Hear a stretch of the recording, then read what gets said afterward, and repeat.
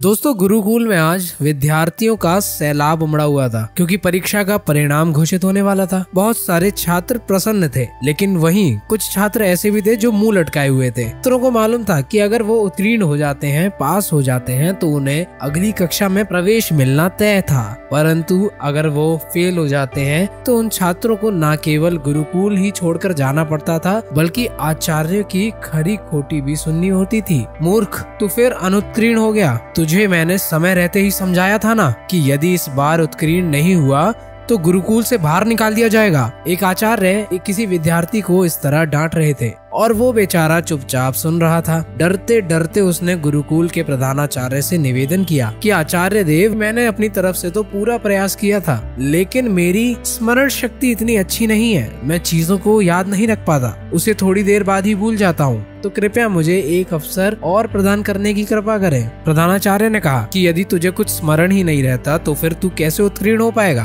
और तेरी विद्या अध्ययन करने का भी क्या लाभ होगा। यदि देवता भी तुझ पर कृपा करे ना, तो भी तुझ जैसे जड़ बुद्धि को उत्तीर्ण नहीं कर सकते। आचार्य ने अपने इन तीव्र शब्दों के साथ उस छात्र की खूब बुराई की और उस पर चिल्लाते हुए उसे गुरुकुल से बाहर निकाल दिया। उसके बाहर निकालने पर गुरुकुल के और भी छात्रों ने उसका खूब मजाक उड़ाया। अब उस छात्र के मन में अनेकों प्रश्न उथल पुथल कर रहे थे कि कैसे वो अपने घर लौटेगा और अपने माता पिता को क्या उत्तर देगा कि आखिर उसे गुरुकुल से क्यों निकाल दिया गया। इस परिस्थिति का वो कैसे सामना कर पाएगा। छात्र का हृदय बैठा जा रहा था। आखिर उसने तो अपनी ओर से पूरा प्रयास किया ही था, रात भर बैठकर पढ़ाई की थी, लेकिन यदि फिर भी वो उत्तीर्ण नहीं हो पाया तो वो क्या कर सकता था। सवालों के इस भंवर में वो फंसा अब अपने गांव की तरफ बढ़ता जा रहा था। धूप सर के ऊपर चढ़ती जा रही थी। इतनी तपती दोपहर में उसने थोड़ी देर कहीं विश्राम करने को सोचा और वो जा बैठा एक पेड़ के नीचे। वहाँ पर उसने देखा कि लोग अपनी प्यास बुझाने के लिए कुएं में बाल्टी डालते हैं और फिर एक रस्सी की मदद से उस कुएं से पानी से भरी बाल्टी को खींचते हैं। लोग जितना पानी निकालते, पत्थर उतना ही घिसता जाता।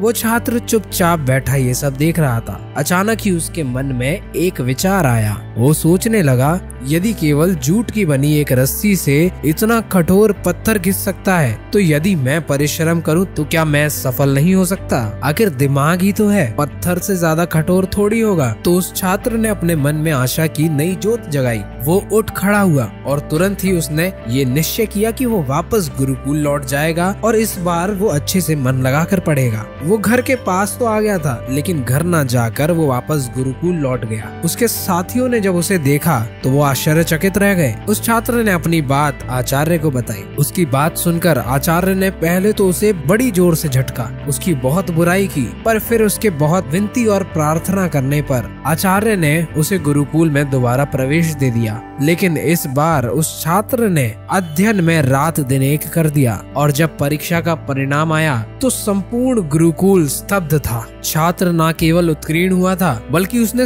पूरे गुरुकुल में प्रथम स्थान प्राप्त किया था। लेकिन ये हुआ कैसे? ये सब कोई जादू से संभव नहीं हुआ था। ये नतीजा था उस संकल्प का जो उस छात्र ने ठाना था। प्रबल इच्छा शक्ति के बल पर ही ये संभव हो पाया था। यदि हम किसी भी कार्य को करने का संकल्प कर लें, तो ऐसा कौन सा अवरोध है जो उसके मार्ग में चट्टान बनकर खड़ा हो जाए? निसंदेह कुछ भी नहीं। करोड़ों युवाओं के प्रेरणा स्रोत स्वामी विवेकानंद जी ने एक बार कहा था कि मुझे पूर्ण विश्वास है कि ब्रह्मांड में कोई भी शक्ति किसी भी व्यक्ति को उस चीज को हासिल करने से नहीं रोक सकती। यदि मन अपनी पूर्ण क्षमता में जागृत है तो हर चीज पाई जा सकती है। दोस्तों, अगर आपको ये वीडियो अच्छी लगी तो इस वीडियो को लाइक करके ज्यादा से ज्यादा इसे शेयर जरूर करना।